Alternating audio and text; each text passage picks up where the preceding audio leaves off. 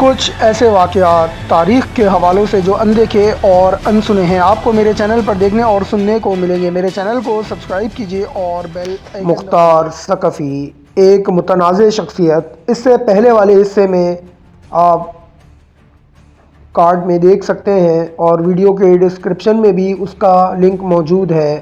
مختار کس طرح گرفتار ہوا تھا۔ اب ویڈیو کو آگے جاری کرتا ہوں۔ چینل پر نئے ہیں تو میرے چینل کو سبسکرائب کر لیجئے تاکہ 500 سبسکرائبر جلد چینل پر مکمل ہو جائیں۔ ویڈیو کو آخر تک دیکھیے گا اور اس کو شیئر کرنا نہ بھولیے گا۔ ویڈیو کو لائک بھی کر دیجئے گا۔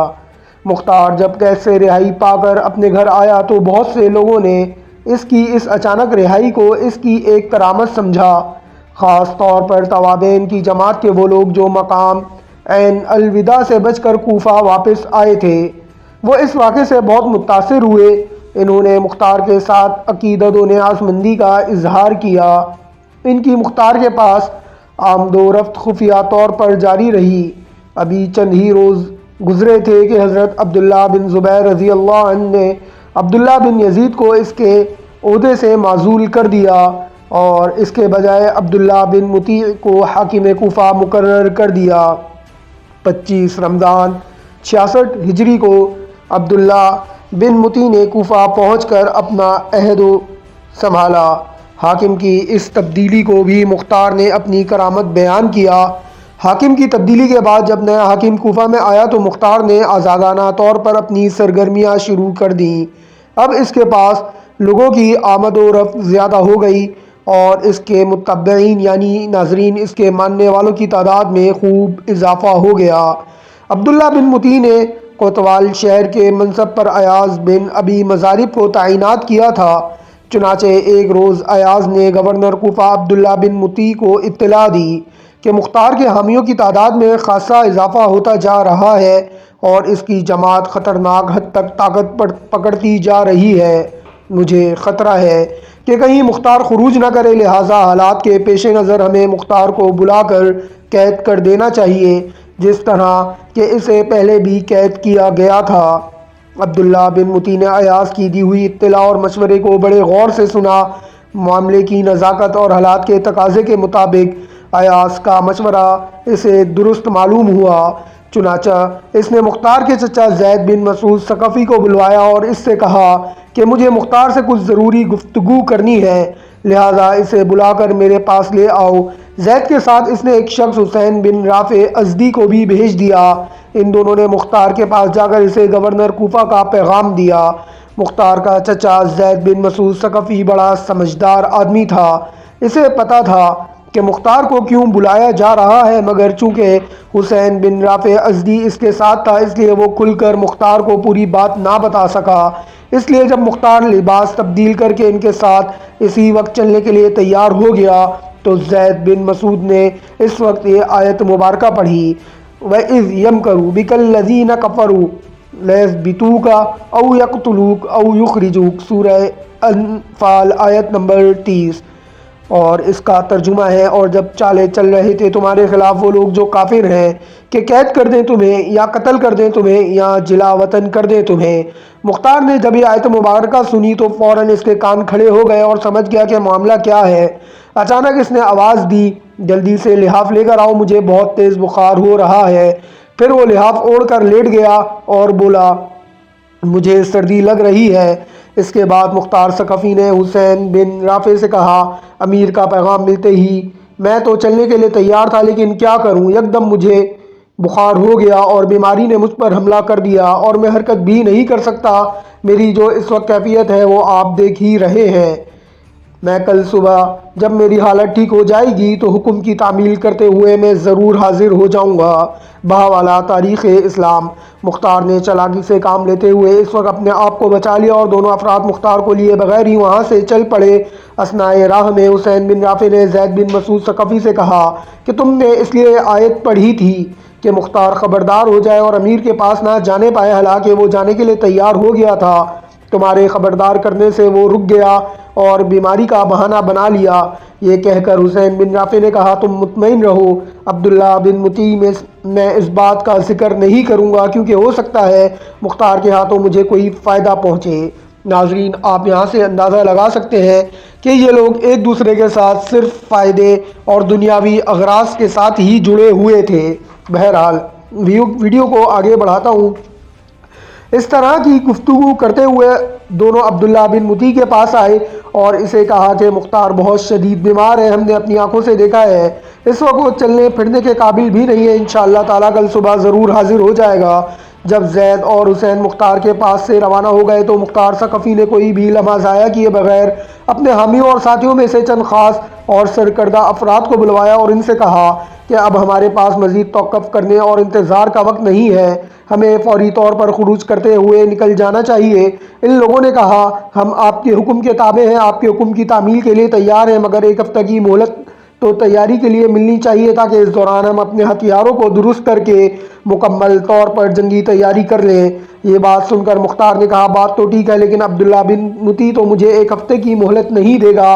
سعد بن ابی سعد نے مختار کو تسلی دیتے ہوئے کہا کہ آپ اطمینان رکھیں، اگر آپ کو عبداللہ بن مطیع نے قید میں ڈال بھی دیا تو ہم آسانی سے آپ کو نکال لیں گے۔ یہ سن کر مختار نے خاموشی اختیار کر لی اور اس موضوع پر مزید گفتگو نہ ہوئی۔ جو سرکردہ لوگ مختار نے اپنے پاس بلوائے تھے، انہوں نے آپس میں سوچ و بچار کے بعد مختار کو اس کے گھر سے نکالا اور کسی دوسرے غیر معروف مکان میں چھپا دیا۔ اس مکان میں آ کر مختار ثقفی نے بھی اپنے آپ کو محفوظ خیال کیا۔ اس کے بعد سعد بن ابی سعد نے اپنے ہم خیال ساتھیوں سے کہا کہ ہمیں خروج کرنے سے پہلے چاہیے کہ اس بات کی تحقیق کرے کیا واقعی مختار کو محمد بن حنفیہ رحمۃ اللہ علیہ کی طرف سے بیعت لینے کے لیے مقرر کیا گیا ہے یا نہیں، اور اگر مختار ہمارے ساتھ دھوکہ کر رہا ہے تو پھر ہمیں چاہیے کہ ہم اس کے ساتھ کوئی تعلق نہ رکھیں۔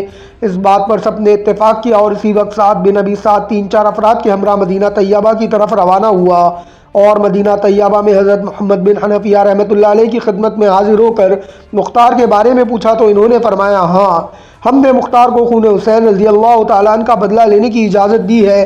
یہ تسلی کرنے کے بعد سعد بن ابی سعد اپنے ساتھیوں کے ہمراہ واپس کوفہ آیا اور سب لوگوں کو صورتحال سے آگاہ کیا۔ آگاہی ہونے کے بعد لوگوں میں پھر جوش و خروش پیدا ہو گیا اور سب مختار ثقفی کی تابعداری کے لیے تیار ہو گئے۔ مختار کو بھی پتہ چل گیا کہ ان لوگوں نے اس ضمن میں تحقیق کر لی ہے اور میری بات کی تصدیق ہو گئی ہے، تو وہ بہت خوش ہوا اور جو لوگ شک و شبہ میں تھے وہ بھی اب اس کے تابع ہو گئے ہیں۔ مختار نے چند بااثر اشخاص کا اجلاس منعقد کیا جس میں اس نے گفتگو کرتے ہوئے کہا کہ ابراہیم بن مالک بن اشتر جو کہ کوفہ کے رئیس ہیں اور اثر و رسوخ رکھتے ہیں، ہمیں چاہیے کہ کامیابی کے حصول کی غرض سے انہیں بھی ضرور اپنے ساتھ شامل کریں۔ چنانچہ اس مقصد کے لیے مختار ثقفی نے عامر بن شرجیل کو ابراہیم بن مالک کے پاس بھیجا تو عامر بن شرجیل نے ابراہیم کو مختار ثقفی کی طرف سے دعوت دی اور کہا کہ تمہارے والد نے حضرت علی رضی اللہ تعالیٰ عنہ کی حمایت میں بڑے بڑے نمایاں کارنامے انجام دیے ہیں۔ اب صورتحال یہ ہے کہ ہم لوگوں نے عزم کیا ہے کہ حضرت امام حسین رضی اللہ عنہ کے خون کا بدلہ لیں، چنانچہ اس مقصد کے لیے ایک اچھی خاصی جماعت جمع ہو چکی ہے اور تمہیں تو سب سے پہلے اس کام میں شریک ہونا چاہیے تھا۔ ابراہیم بن مالک نے کہا، اگر مجھے امیر بنا لیا جائے تو میں اس شرط پر ساتھ دوں گا۔ عامر بن شرجیل نے کہا، اصل بات یہ ہے کہ محمد بن حنفیہ رحمۃ اللہ علیہ ہمارے امام ہیں اور مختار کو انہوں نے ہی اپنا نائب مقرر فرمایا ہے، یہی وجہ ہے کہ ہم نے مختار کے ہاتھ پر بیعت کی ہے۔ ابراہیم نے کہا، ٹھیک ہے، میں خود ہی مختار سے بات کر لوں گا۔ عامر نے واپس آ کر مختار کو ابراہیم کے ساتھ ہونے والی گفتگو سے آگاہ کیا تو اگلے ہی روز مختار 15 افراد کو ساتھ لے کر خود ابراہیم بن مالک بن اشتر کے پاس جا پہنچا۔ ابراہیم اس وقت مصلی پر بیٹھا ہوا تھا۔ مختار نے اس سے گفتگو کرتے ہوئے کہا، تیرا باپ حضرت علی رضی اللہ تعالیٰ عنہ کے محبین میں سے بہت شہرت رکھنے والا شخص تھا، ہم تجھے بھی اپنی جماعت میں سے ہی سمجھتے ہیں۔ حضرت محمد بن الحنفیہ رحمۃ اللہ علیہ نے اپنا نائب مقرر فرمایا ہے، لہذا تجھے چاہیے کہ میرے ہاتھ پر بیعت کرے۔ میں وعدہ کرتا ہوں کہ کامیابی کے حصول کے بعد جس بھی منصب اور عہدے کو تو اپنے لیے پسند کرے گا تجھے دے دیا جائے گا۔ مختار کے ساتھ آئے ہوئے لوگوں نے مختار کی وعدے کی ضمانت دی اور اس کی بات پر گواہ ہوئے۔ چنانچہ ابراہیم اسی وقت مصلی سے اٹھا اور مختار ثقفی کا ہاتھ پکڑا اور اسے اپنی جگہ پر بٹھایا، پھر اس کے ہاتھ پر بیعت کر لی۔ بحوالہ تاریخ اسلام۔ ناظرین، مختار نے کوفہ پر کس طرح سے قبضہ کیا؟ 14 ربیع الاول سن 66 ہجری کی شب مختار ثقفی نے ابراہیم بن مالک بن اشتر کو پیغام بھیجا کہ ہم نے خروج کرنے کا ارادہ کر لیا ہے، لہٰذا تم بھی اپنے لوگوں کو لے کر ہمارے پاس پہنچ جاؤ۔ اس پیغام کے ملتے ہی ابراہیم نے اپنے لوگوں کو طلب کر لیا اور نصف شب کے تک ابراہیم بن مالک کے پاس لوگوں کی ایک اچھی خاصی تعداد جمع ہو گئی جو کہ سب کے سب مسلح تھے۔ جاسوسوں نے اطلاع کوتوالی شہر ایاز بن ابی مزارب کو دے دی کہ آج رات کسی بھی وقت کوفہ میں بغاوت ہو سکتی ہے۔ یہ بہت اہم خبر تھی، چنانچہ ایاس نے بذات خود جا کر گورنر کوفہ عبداللہ بن مطیع کو اس بارے میں آگاہ کیا۔ عبداللہ بن مطیع نے پوچھا کہ اس کا فوری سدباب کیسے کیا جائے۔ ایاس نے مشورہ دیتے ہوئے کہا کہ کوفہ کے 7 محلے ہیں، ہر محلے کی ناکہ بندی کرتے ہوئے ہر محلے میں 400-500 سپاہیوں کا دستہ تعینات کر دیا جائے کہ جب اس محلے میں رات کے وقت کوئی نکلے تو اسے دیکھتے ہی گرفتار کر لیا جائے یا قتل کر دیا جائے۔ اس مشورے کو عبداللہ بن مطیع نے پسند کیا اور ہر محلے کی ناکہ بندی کرتے ہوئے ایک ایک سردار کی کمان میں فوجی دستہ تعینات کر دیا گیا۔ انہیں حکم دیا گیا کہ راستوں اور شریکوں پر لوگوں کو جمع نہ ہونے دیا جائے۔ اس ناکہ بندی کے دوران ابراہیم بن مالک اپنی جمعیت کے ساتھ مختار کی طرف روانہ ہوا تو راستے میں اس کا سامنا ایاز بن ابی مزارب کے دستے کے ساتھ ہو گیا۔ وہ دونوں طرف کے لوگ ایک دوسرے پر حملہ آور ہوئے اور زبردست لڑائی چھڑ گئی جس کے نتیجے میں ایاس مارا گیا۔ ابراہیم اور اس کے ساتھی لڑتے ہوئے مختار کے گھر کے نزدیک پہنچ کر مختار کے پاس بھی ایک جمعیت تھی۔ دیگر حملوں پر متعین فوجی دستے بھی اس طرف آ گئے اور مختار کی رہائش گاہ کے باہر طریفین میں جنگ ہونے لگی۔ سرکاری فوجی دستے جم کر نہ لڑ سکے اور انہوں نے راہ فرار اختیار کر لی۔ اسی اثنا میں عبداللہ بن مطیع بذات خود تازہ دم فوج لے کر وہاں پر پہنچ گیا اور دوبارہ لڑائی کا آغاز ہو گیا۔ کبھی ایک فریق کا پلڑا بھاری ہو جاتا اور کبھی دوسرا فریق غالب آ جاتا مگر جنگ کا نتیجہ نہیں نکلتا تھا۔ ساری رات یہ جنگ ہوتی رہی۔ جیسے جیسے لڑائی نے طول پکڑا تو مختار ثقفی کی جماعت میں اضافہ ہوتا رہا اور لوگ ادھر ادھر سے آ کر اس میں شامل ہوتے رہے جس کے باعث عبداللہ بن مطیع کو پسپائی اختیار کرنا پڑی۔ مختار نے عبداللہ بن مطیع کو دھکیل کر گورنر ہاؤس میں محصور کر دیا۔ سرکاری فوجی اپنی جان بچانے کے لیے گورنر ہاؤس میں داخل ہو گئے۔ مختار نے 3 دن تک گورنر ہاؤس کا محاصرہ کیے رکھا، چنانچہ گورنر ہاؤس کے اندر لوگوں کی بہت زیادہ تعداد محصور ہو کر رہ گئی تھی۔ جگہ کی تنگی اور کھانے پینے کے سامان نہ ہونے کی وجہ سے لوگوں کی حالات خراب ہو رہی تھی۔ چنانچہ عبداللہ بن مطیع گورنر ہاؤس کے خفیہ راستے سے نکلا اور حضرت ابو موسیٰ اشعری رضی اللہ تعالیٰ عنہ کے مکان میں جا کر روپوش ہو گیا کیونکہ اس کے علاوہ اس کے پاس اور کوئی چارہ بھی نہیں تھا۔ ناظرین، عبداللہ بن مطیع کے گورنر ہاؤس سے نکل جانے کے بعد لوگوں میں کافی مختار سے امان طلب کی، ان کو امان دے دی گئی۔ اس پر گورنر ہاؤس کا دروازہ کھول دیا گیا۔ مختار نے گورنر ہاؤس اور بیت المال پر قبضہ کر لیا۔ جامع مسجد کوفہ میں اہل کوفہ بہت بڑی تعداد میں جمع تھے۔ مختار جامع مسجد میں آیا اور لوگوں کو خطبہ دیتے ہوئے محمد بن الحنفیہ رحمۃ اللہ علیہ کی بیعت و امامت قبول کرنے کی دعوت دی۔ مختار کی کوفہ میں کامیابی کو دیکھتے ہوئے اہل کوفہ نے کتاب و سنت کی پیروی اور اہل بیت کی ہمدردی کا بیعت کے ذریعے عہد و پیمان کیا۔ مختار نے بھی وعدہ کیا کہ وہ ان کے ساتھ حسن سلوک کا مظاہرہ کرے گا۔ اس بیعت عامہ سے فراغت کے بعد مختار کو اطلاع دی گئی کہ عبداللہ بن مطیع حضرت ابو موسیٰ اشعری رضی اللہ تعالیٰ عنہ کے مکان میں چھپے ہوئے ہیں، تو اس نے 1 لاکھ درہم اس پیغام کے ساتھ عبداللہ کے پاس بھیجے کہ مجھے پتہ چلا ہے کہ سامان سفر موجود نہ ہونے کے باعث تم ابو موسیٰ اشعری رضی اللہ تعالیٰ عنہ کے مکان میں مقیم ہو گئے ہو، لہٰذا میری طرف سے 1 لاکھ درہم قبول کرو اور 3 دن کے اندر اندر سفر کا سامان اکٹھا کر کے کوفہ سے چلے جاؤ۔ مختار ثقفی کی اس پیشکش پر عبداللہ بن مطیع کو حیا آئی کہ اگر کوفہ سے نکل کر مکہ مکرمہ میں واپس گیا تو لوگوں کو کیا جواب دوں گا، چنانچہ وہ مکہ مکرمہ کی بجائے بصرہ کی طرف روانہ ہو گیا۔ بحوالہ تاریخ اسلام، جن دنوں کوفہ کے گورنر عبداللہ بن یزید نے مختار کو گرفتار کر کے قید خانے میں ڈال دیا تھا تو انہی دنوں حضرت سلیمان بن سرد کے ساتھی توابین جو عین البردہ سے بچ کر کوفہ میں آئے تھے، مختار ثقفی نے جیل سے ان کے نام ایک خط بھیجا تھا جسے پڑھ کر بہت سے سرکردہ افراد مختار سے جیل میں ملاقات کے لیے آئے تھے۔ اس کا ذکر پہلے والی ویڈیو میں ناظرین میں آپ سے کر چکا ہوں۔ انہی افراد میں بصرہ کا ایک رہائشی مسنہ بن مخرمہ عبدی بھی تھا۔ مسنہ نے تو اسی وقت مختار کے ہاتھ پر بیعت کر لی تھی، چنانچہ مختار نے مسنہ کو ہدایت کی کہ تم بصرہ میں چلے جاؤ اور وہاں جا کر حضرت علی رضی اللہ تعالیٰ عنہ کے محبان سے میری نیابت میں بیعت لو اور وہاں پر ایک مسلح جماعت تیار کر رکھو تاکہ جب میں کوفہ میں خروج کروں تو تم بصرہ میں اپنی جماعت کے ساتھ نکل پڑنا۔ مختار ثقفی کی ہدایت کے موافق مثنیٰ بن مخرمہ انہی دنوں بصرہ روانہ ہو گیا تھا اور اس نے بصرہ میں خفیہ طور پر اپنی سرگرمیوں کا آغاز کرتے ہوئے ہم خیال لوگوں سے بیعت لینا شروع کر دی اور ایک جمعیت تیار کر لی۔ اس کے بعد مختار نے کوفہ میں خروج کرنے سے پہلے بصرہ میں مثنیٰ کو یہ اطلاع بھجوا دی تھی کہ وہ بھی فلاں تاریخ اور فلاں تاریخ اور فلاں دن بصرہ میں خروج کر دے۔ چنانچہ جس وقت کوفہ میں مختار نے خروج کیا اسی وقت مثنیٰ نے بھی بصرہ میں خروج کر دیا، مگر مثنیٰ کو کامیابی نہ ہوئی کیونکہ بصرہ میں اس وقت حضرت عبداللہ بن زبیر رضی اللہ تعالیٰ عنہ کی طرف سے بصرہ کا حاکم حرس بن ابی ربیعہ تھا۔ اس نے باغیوں کے خلاف ایسی زبردست کارروائی کی کہ تمام باغیوں کو گھیر کر ایک ہی جگہ پر محصور کر دیا۔ اس سے یہ لوگ بے بس ہو گئے۔ حرس بن ابی ربیعہ نے ان تمام لوگوں کو گرفتار کرنے کی بجائے بصرہ کی حدود سے باہر نکال دیا۔ بصرہ سے نکل کر ان لوگوں نے کوفہ کا رخ کیا اور مختار کے پاس جا پہنچے۔ کوفہ میں مختار ثقفی نے اپنا تسلط پوری طرح قائم کر لیا تھا اور شرفائے کوفہ کو اپنے محاسبین کے حلقے میں داخل کیا۔ اس کے بعد اس نے دیگر شہروں پر قبضہ کرنے کی غرض سے بہت سے لشکر تیار کر لیے اور چند علم بھی تیار کیے۔ سعد بن حذیفہ بن الایمان کو علم دے کر حلوان کی طرف بھیجا۔ عبد الرحمن بن سعد بن قیس کو علم دے کر ایک لشکر کے ساتھ موصل کی طرف روانہ کیا۔ محمد بن عمیر بن عطار کو علم دے کر ایک لشکر کے ساتھ آذربائیجان کی طرف بھیجا۔ ایک علم عبداللہ بن حرس بن اشتر کے سپرد کیا اور ایک لشکر کے ساتھ آرمینیا کی طرف روانہ کیا، جبکہ اسحاق بن مسعود کو علم دے کر ایک لشکر کے ساتھ مدائن کی طرف بھیجا۔ اس کے علاوہ مختار نے کوفہ میں مختلف عہدوں پر اپنی مرضی کے لوگوں کو تعینات کیا۔ اس نے کوفہ کا قاضی شریح کو مقرر کیا لیکن پھر شریح کو معزول کر کے یہ عہدہ عبداللہ بن مالک تائی کے سپرد کر دیا۔ اس کے ساتھ ہی مختار ثقفی نے کوفہ کو کوتوال کے منصب پر عبداللہ بن کامل کو تعینات کیا۔ جن شہروں کی طرف مختار ثقفی نے لشکر روانہ کیے تھے وہ بڑی آسانی سے مختار کے زیر تسلط آ گئے۔ لوگوں نے مختار ثقفی کی حکومت کو تسلیم کر لیا اور بیعت کرنے میں بھی پیچھے نہ رہے۔ البتہ عبد الرحمن بن سعید جس کو موصل کی طرف بھیجا گیا تھا کامیابی حاصل نہ کر سکا۔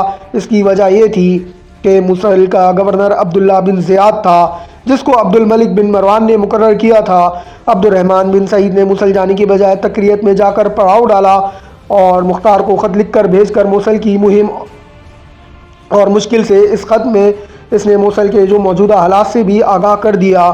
چنانچہ مختار نے 3000 سواروں کو یزید بن انس کی کمان میں موصل کی مہم پر روانہ کر دیا۔ اس طرح یہ مہم عبد الرحمن بن سعید کی بجائے یزید بن انس کے سپرد کر دی گئی۔ عبید اللہ بن زیاد کو جب یہ اطلاع ملی کہ یزید بن انس کی کمان میں ایک لشکر آ پہنچا ہے تو اس نے ربیعہ بن مختار غنوی کی کمان میں ایک لشکر مقابلے کے لیے بھیجا۔ 9 ذی الحجہ 66 ہجری کو بابل کے مقام پر فریقین میں زبردست جنگ شروع ہوئی۔ شامی لشکر شکست کھا کر پسپا ہو گیا۔ بہت سے شامی میدان جنگ میں کام آئے اور ان کا سالار ربیعہ بن مختار غنوی بھی مارا گیا۔